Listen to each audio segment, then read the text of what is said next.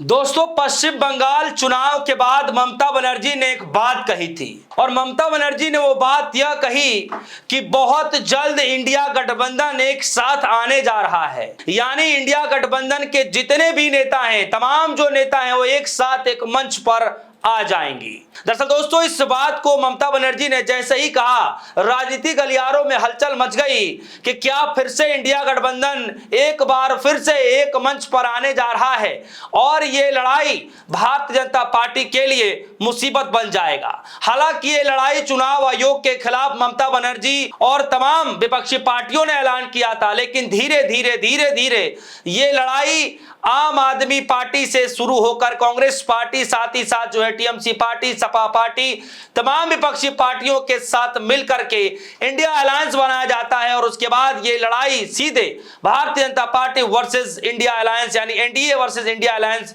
हो जाता है।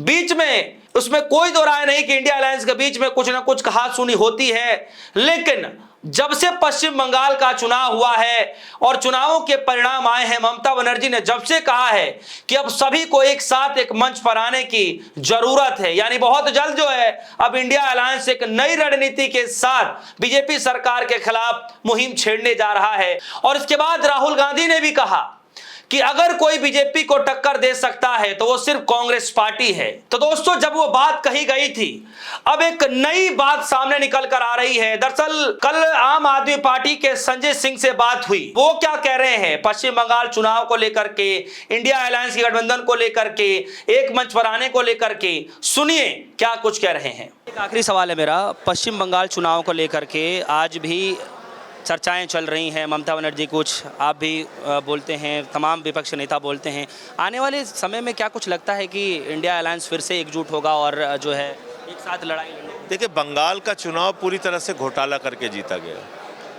दिल्ली का चुनाव पूरी तरीके से घोटाला करके जीता गया। तो बंगाल के चुनाव तक आपने देखा महंगाई भी नहीं बढ़ाई इन्होंने। जैसे ही बंगाल का चुनाव खत्म हुआ, महंगाई बढ़ गई, आसमान पे पहुंच गई। सोना ना खरीदो, तेल ना खरीदो, खाने का तेल ना खरीदो, खाद ना खरीदो, वर्क फ्रॉम होम करो, विदेश की यात्रा ना करो, सारा ज्ञान देने लगे। और आपको क्या कहा जाता है? आपसे कहा जाता है भाई डॉलर ज़्यादा खर्च करने पड़ते हैं। हिंदुस्तान में डॉलर चलता है क्या? हिंदुस्तान में रुपया चलता है ना। मोदी जी नहीं कहते कि मोदी सरकार एक निकम्मी सरकार है जिसने डॉलर की कीमत 97 रुपये पहुँचा दी, इसलिए तेल खरीदने के लिए ज़्यादा रुपया देना पड़ता है, क्योंकि तेल की खरीद डॉलर में होती है। आज अगर डॉलर की कीमत 60 रुपये 70 रुपये होती तो आपको ज़्यादा रुपया खर्च करना पड़ता क्या? नहीं करना पड़ता ना। लेकिन गोदी मीडिया क्या कहता है? अरे भाई मोदी जी की बात मानो ना, डॉलर ज़्यादा खर्च करना पड़ता है। बेवकूफ़ी की बात।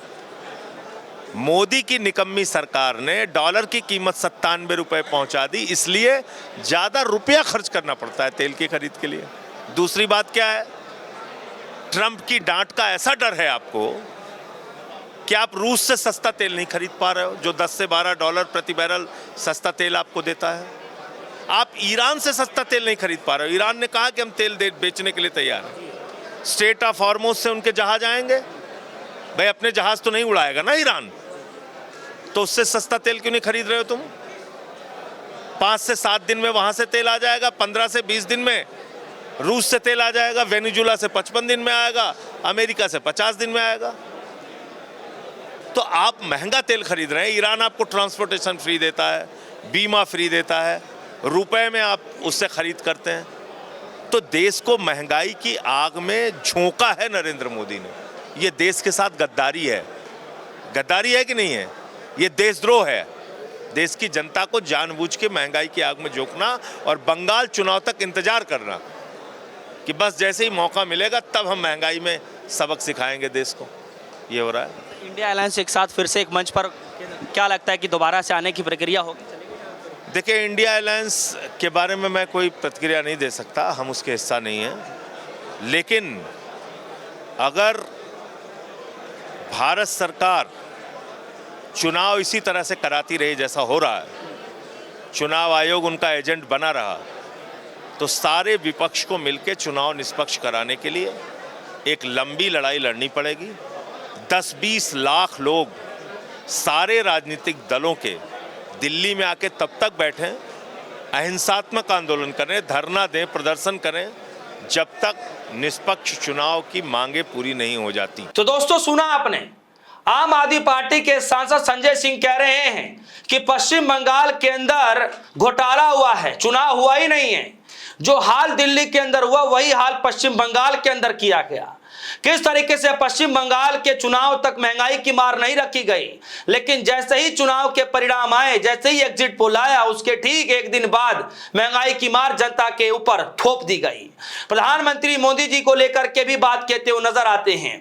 साथ ही साथ जब मैंने पूछा कि क्या इंडिया अलायंस एक साथ एक मंच पर आने जा रहा है, क्या रणनीति आगे की, उसके बाद आम आदमी पार्टी के संजय सिंह कह रहे हैं कि बिल्कुल जरूरत है सभी विपक्षी पार्टियों को एक मंच पर आने की और एक लंबी लड़ाई लड़ने की जरूरत है।